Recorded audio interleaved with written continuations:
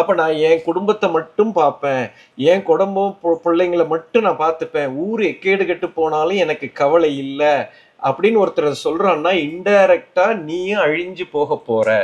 So உலகம் அத்தனையும் என்னுடைய பிள்ளைகளாக பார்க்கணும். என் குழந்தைய நான் எப்படி அன்பாக இருக்கிறேனோ அதே அன்பு அதே உணர்வு எனக்குள்ள வரணும் அப்படிங்கிறத உணர்த்துறது தான் கணபதி. கணபதி என்றவர் அத்தனை கணங்களுக்கும் அதிபதி.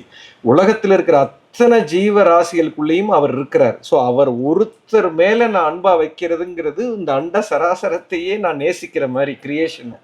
ஸோ ஒவ்வொரு கிரியேஷன்லையும் அந்த டிவைன் உட்கார்ந்துருக்கு அப்படிங்கிறத நான் பார்க்க ஆரம்பிச்சிட்டேன்னா எல்லாத்தையும் நான் நேசிக்க ஆரம்பிச்சிருவேன். உலகத்தில் இருக்கிற அத்தனையும் எனக்குள்ள அன்பு வந்துடும். ஸோ என் ஒரு குழந்தை மேலே நான் அன்பாக இருந்தாலே எனக்கு இவ்வளோ சந்தோஷம் இருக்குது அப்படின்னா உலகத்தில் இருக்கிற அத்தனை உயிரினங்களையும் நான் அன்பாக இருந்தால் என்னுடைய சந்தோஷம் எப்படி இருக்கும், ஆனந்தம் எப்படி இருக்கும்.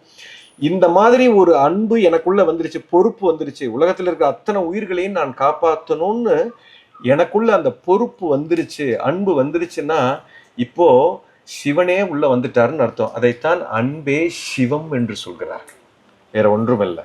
அப்புறம்தான் சிவன் உள்ள வரார். ஸோ திஸ் இஸ் கணபதி என்று சொல்வது அத்தனை கணங்களுக்கும் அதிபதி.